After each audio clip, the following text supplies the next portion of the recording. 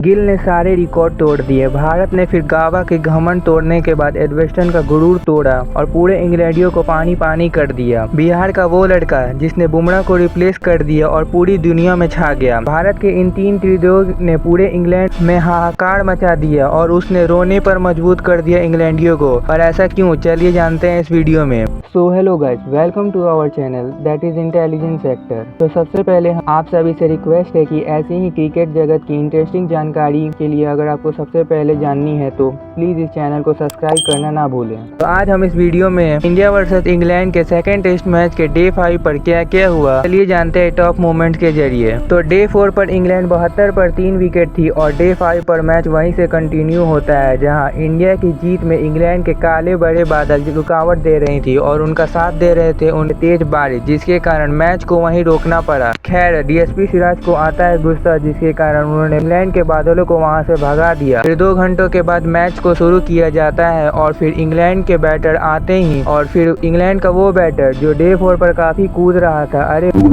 जो कह रहा था कि ये रन तो आसानी से चेज कर लेगा। खैर, जब वो अपने सपने से उठा ही था कि आकाशदीप ने उसको दोबारा सुला दिया और वो भी सिर्फ 23 रनों पर। फिर आता है बैन का स्ट्रोक, जिसे इंग्लैंड को काफी भरोसा था कि शायद ये रन चेज कर लेगा वो, और ऐसा सही में होते दिख रहा था कि लेकिन आज गिल ने उनके सामने पेसर की जगह सुंदर वाशिंगटन को भेज दिया, जिसने बड़े आसानी के साथ तो नहीं 2 छक्के खाकर ही सही बैन का स्ट्रोक को LBW कर दिया, जिसके कारण स्टोक 33 रन बनाकर पवेलियन चले जाते हैं। लेकिन फर्स्ट इनिंग की तरह ही जेम्स स्मिथ क्रीज पर खड़े रहकर अपनी 50 तो पूरी करते हैं, लेकिन दूसरी स्ट्राइक पर विकेट गिरती रहती है। अंत में स्मिथ भी 77 रन बनाकर आउट हो जाते हैं, और वो भी किसके हाथों, उस बिहार के लड़के के हाथों जो एक समय पर उसके फाइनेंशियल कंडीशन उसके परिवार की सही नहीं थी और उसके पेरेंट उसको सरकारी नौकरी दिलाना चाहते थे, लेकिन उसको तो कुछ और ही मंजूर था। बॉलिंग शुरू की ही थी कि पहले उसके पापा चले जाते हैं और उनके फिर बाद बड़े भाई चले जाते हैं, लेकिन उसने अपनी मेहनत के बदौलत टीम इंडिया में जगह बनाता है और फिर बुमराह जैसे बॉलर की रिप्लेसमेंट में आता है और बुमराह की तरह ही कमाल की बॉलिंग से पूरे इंग्लैंड को हक्का बक्का कर देता है। हाँ, मैं बात कर रहा हूँ आकाशदीप ने, जिन्होंने सेकेंड इनिंग में 5 विकेट हॉल कंप्लीट किया और जहां बाकी सभी बॉलर ने 1-1 विकेट लिए, और वहीं उसने अकेले ही टोटल 6 विकेट लेकर पूरी आधे से ज्यादा इंग्लैंडियों को ढेर कर दिया, जिसके कारण भारत ने वो करिश्मा कर दिया जो कि आज तक भारत के बड़े प्लेयर के रहते हुए भी भारत ने ना कर सका। लेकिन आज इस नए कप्तान गिल के अंदर भारत ने 78 सालों का रिकॉर्ड तोड़ते हुए वो पूरे भारतीयों का नहीं बल्कि पूरे एशिया का पहला कप्तान बना, जिन्होंने एडवेस्टन क्रिकेट ग्राउंड पर इंग्लैंड को ही हरा दिया,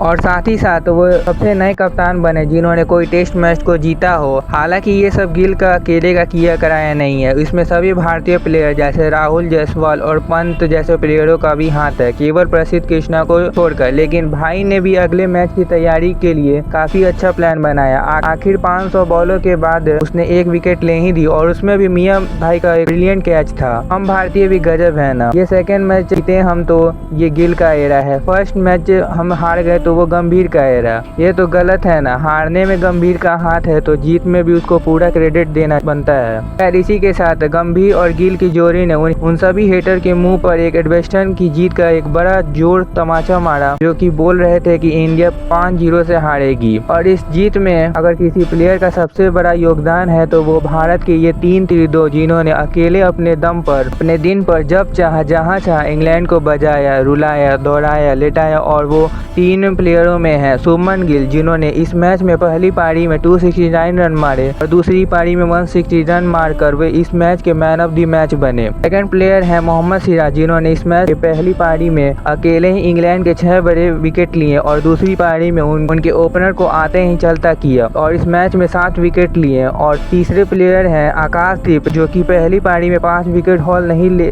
पाते हैं और लेकिन 4 विकेट उन्होंने ली और दूसरी पारी में 6 विकेट लेकर इस मैच के अकेले ही 10 विकेट लेकर इंग्लैंड की कमर तोड़ दी। और अब इंडिया 1-1 के बराबरी के साथ लॉर्ड्स में जाएगी। और आप कमेंट में जरूर बताएं कि क्या इंडिया ये सीरीज को जीत पाएगी या नहीं।